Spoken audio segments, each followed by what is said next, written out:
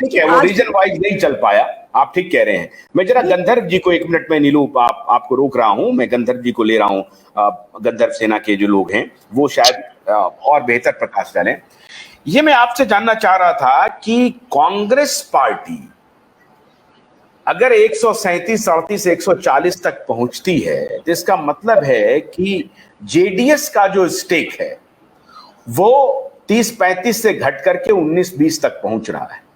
तो जेडीएस एक प्रकार से फिनिश ही कह दें आप उसको, इलेक्टोरल में ठीक है 15-20 सीट ले आना कोई बड़ी बात नहीं है, लेकिन एक समय में जिनकी तूती बोलती थी अब वो एक प्रकार से सिमट गया है। क्या कांग्रेस पार्टी की जो संगठनात्मक लड़ाई रही वो अभेद्य दुर्ग बन गई, अभेद्य दुर्ग बन गई, और वहां पर बीजेपी का ना हिंदुत्व चला, ना मोदी का कैरिश्मा चला, ना आरएसएस का कन्वेंसिंग डोर टू डोर चला, और कोई बूथ मैनेजमेंट नहीं हुआ, सरकार का तो काम पहले से ही स्टेक पर था। ये कांग्रेस की संगठनात्मक मजबूती थी इस बार इलेक्शन में। सभी को नमस्ते। कांग्रेस की तो संगठनात्मक काम तो अच्छा था, मगर बावजूद उसके सरकार के प्रति जो नाराजगी थी लोगों की, महंगाई हो और दूसरे मुद्दे हो, इस कदर परेशानी थी, और जिसको कांग्रेस ने अच्छा भुनाया और पूरी तरह से लोगों के दिलो दिमाग में बीजेपी सरकार का जो भ्रष्टाचार वगैरह इतना खुलेआम चर्चा में था कि उस वातावरण से बीजेपी को बाहर आना मुश्किल हुआ। दूसरी बात,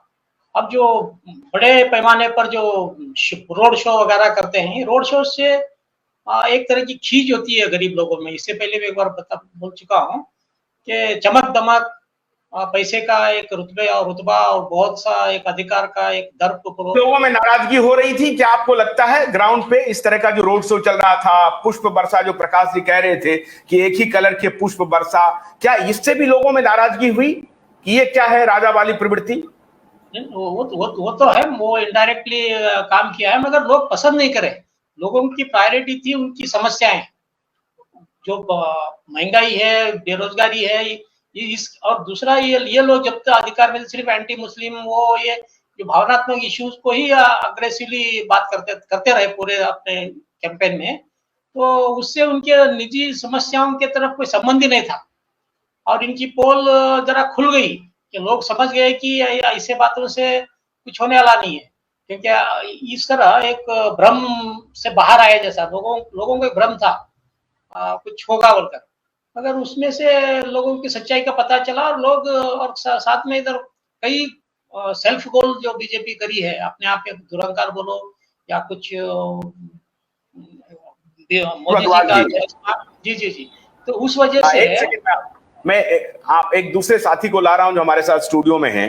और ये भारतीय जनता पार्टी की उस कम्युनिटी से आते हैं जो भारतीय जनता पार्टी को सबसे ज्यादा पैसा देती है, उसी कम्युनिटी से हैं ध्रुव अग्रवाल साहब। ध्रुव जी, ये जो कर्नाटक में जो घोड़ा रुक गया अश्वमेध का, भारतीय जनता पार्टी का, तो प्रकाश जी कह रहे हैं, नीलू कह रही हैं, मैं तो पहले से कह रहा हूं कि ये हार नरेंद्र मोदी को अपने कंधे पर लेना होगा। और हर बार जो राज्य चुनाव जीत करके आते थे, और 600 करोड़ का, मुझे नहीं मालूम एग्जैक्टली 600 करोड़ का है, 500 करोड़ का है, 300 करोड़ का है, 200 करोड़ का है, लेकिन लोग कहते हैं कि 600 करोड़ का पार्टी ऑफिस है।